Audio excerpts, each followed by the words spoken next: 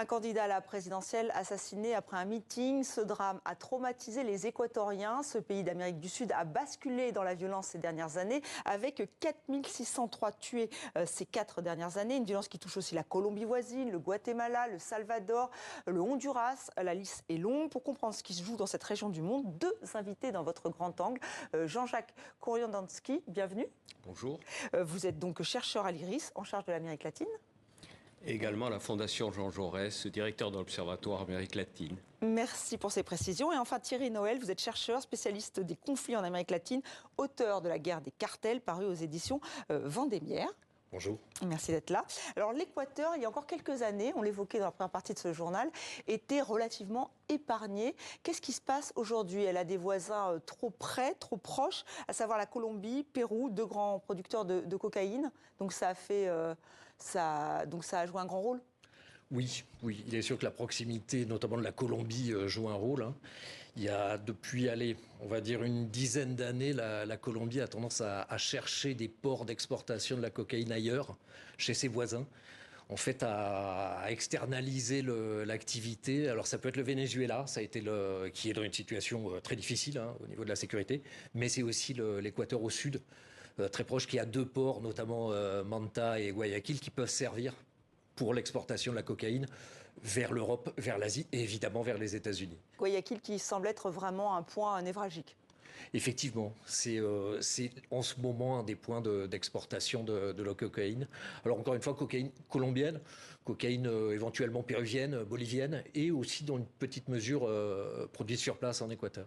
Alors il y a la signature de l'accord de paix entre le gouvernement et les FARC en 2016, donc en Colombie, sera aussi paradoxalement à l'origine de ce rapprochement entre la Colombie et donc l'Équateur, avec donc le rapprochement entre des bandes armées. Vous nous le confirmez ? Alors c'est l'un des facteurs, il y en a plusieurs. Il ne faut pas oublier que la drogue, le trafic de stupéfiants, c'est un marché qui fonctionne comme les marchés légaux. Sauf qu'il est illégal, donc il y a une demande aux États-Unis et en Europe, il y a une offre qui se trouve essentiellement dans les pays d'Amérique latine, une offre qui évolue en fonction des produits, en fonction des situations géographiques, en fonction d'événements comme celui que vous venez de citer, la paix entre les FARC et le gouvernement colombien. Donc les FARC contrôlaient une zone de production au sud de la Colombie qui est aujourd'hui disputée par des dissidents des FARC et par des groupes délinquants. Et comme il se trouve qu'aux États-Unis actuellement la demande de cocaïne a baissé, ce sont des drogues synthétiques, le fentanyl, qui sont les plus considérées comme les plus dangereuses par les autorités américaines. Donc les cartels, pour simplifier, se sont déplacés. Ils continuent à produire de la cocaïne dans le sud de la Colombie. Il faut l'exporter. Bon, il se trouve que l'Équateur est très proche. Il a des ports, le port de Manta, comme vous citiez, le port de Guayaquil.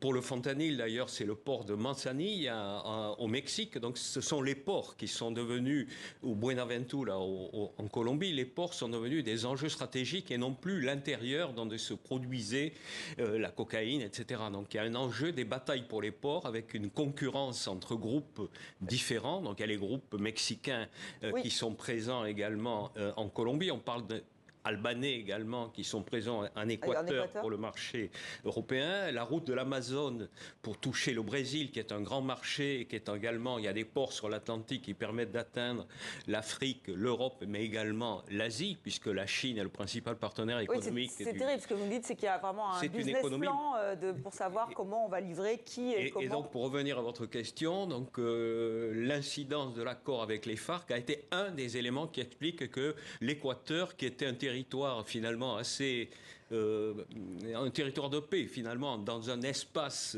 où ces trafics de stupéfiants avaient des incidences graves, est aujourd'hui entré dans ce tourbillon d'une façon extrêmement violente depuis 2018. Alors Thierry Noël, vous avez beaucoup travaillé sur les cartels au Mexique. Quelle est la place? Est-ce qu'aujourd'hui le Mexique reste leader, c'est-à-dire dans toute la région, ou est-ce qu'il y a une galaxie de cartels? C'est vrai qu'on s'y perd un peu. Vous nous avez expliqué les différentes routes, mais éclairez-nous sur ce sujet.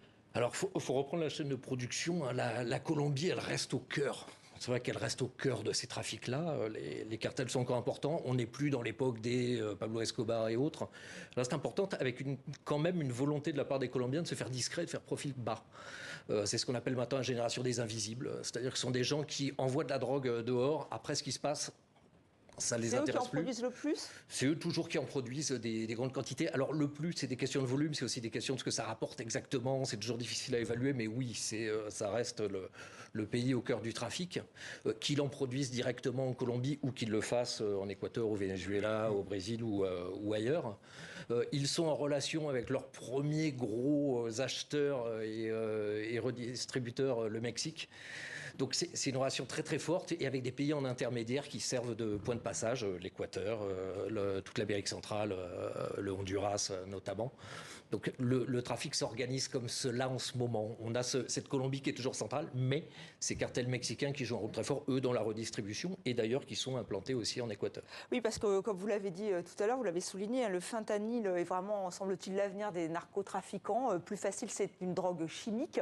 Là, ça va peut-être faire perdre effectivement ce monopole, entre guillemets, aux Colombiens. Qu'est-ce que vous en pensez ? C'est ce que pense le président colombien. D'ailleurs, il a fait un petit commentaire sur ce qui se passe en Équateur en ce moment, en insistant là-dessus, en disant peut-être que le fentanyl va sauver la Colombie. On ne fabrique pas de fentanyl en Colombie, donc la demande se porte plutôt sur le fentanyl qui est moins cher et qui a une efficacité pour les consommateurs qui est considérée optimale.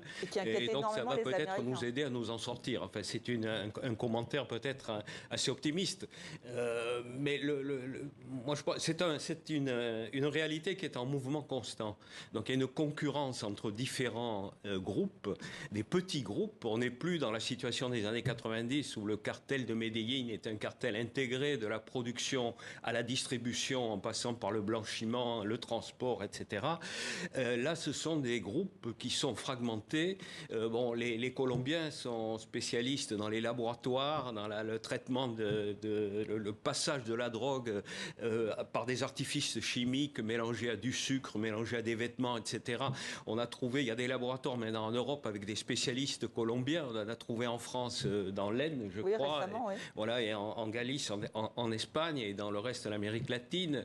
Bon, d'autres groupes assurent la diffusion en Europe et donc il y a des accords qui sont passés avec tel ou tel groupe en Amérique latine, mais tous ces groupes sont en concurrence et c'est ce qui explique la violence. C'est une violence qui est dirigée d'abord vis-à-vis du groupe rival, que ce soit au Mexique, que ce soit au Salvador, oui. Enfin, donc vous parliez tout à l'heure de la façon radicale dont le problème a été traité par le président Nayib Bukele au Salvador. Oui, on va revenir sur la place des prisons, mais oui, je vous laisse terminer.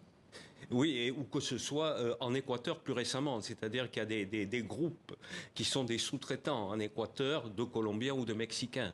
Donc les Colombiens ou les Mexicains passent un accord avec tel ou tel sous-groupe ou petit groupe en Équateur et qui sont en rivalité les uns avec les autres pour avoir le contrôle maximal du marché.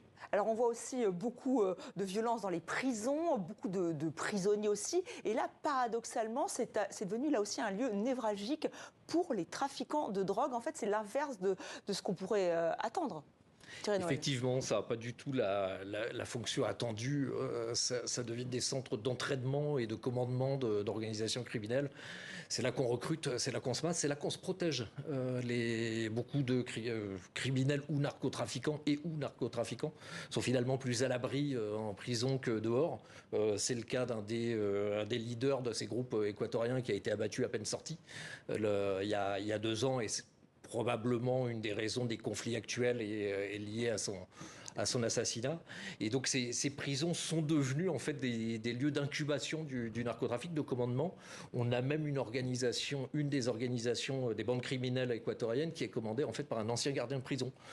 C'est-à-dire que ça touche évidemment à travers la corruption, ça touche absolument tout le monde. Et pourtant le président salvadorien, lui, a ouvert une méga prison. C'est dans le cadre de sa guerre contre le crime où là aussi il y a beaucoup de critiques des ONG parce qu'il y a effectivement des rafles de beaucoup de personnes. On ne fait pas trop attention s'il font partie ou pas d'un gang. Est-ce que ça, c'est une solution? Il a mis le paquet financier dans les autres pays d'Amérique latine, que ce soit le Honduras, le Mexique, la Colombie, aujourd'hui l'Équateur. Les gouvernements n'ont pas de budget à la hauteur de l'enjeu, donc ils se contentent d'empêcher la sortie des délinquants. Le constat que l'on peut faire, c'est que ces délinquants ont une capacité financière qui leur permet de corrompre les gardiens. Et même au Salvador, même avec cette sévérité... Non, pas au Salvador, je parle d'Équateur. Et je parle de l'exemple le plus récent à Guayaquil, en Équateur, où il y a eu 31 morts. Et on a trouvé jusqu'à un lance-grenade à l'intérieur de la prison. Au Honduras, il y a des chefs de réseau, je disais ça avant de venir ici ce soir, où les chefs de réseau ont des frigidaires super équipés, des chaînes de radio, etc. dans leurs cellules. C'est-à-dire que le problème des gouvernements, c'est dire ils sortent pas, mais ils font ce qu'ils veulent à l'intérieur. Et comme à l'intérieur, il y a des gangs rivaux, donc il y a des règlements de compte, il y a des dizaines de morts, même dans une prison de femmes Honduras, oui. 46 femmes mortes. Enfin bon, voilà. Le problème du Salvador, est assez différent dans la mesure où le président Bukele, lui, a mis beaucoup d'argent pour construire cette super prison. Il a supprimé les libertés essentielles. De mois en mois, les libertés, y compris les droits de la défense, sont suspendus par le Parlement, avec l'approbation de la population. C'est ce que l'on perçoit mal peut-être en France ou en Europe, ou dans les pays qui ne connaissent pas ce problème.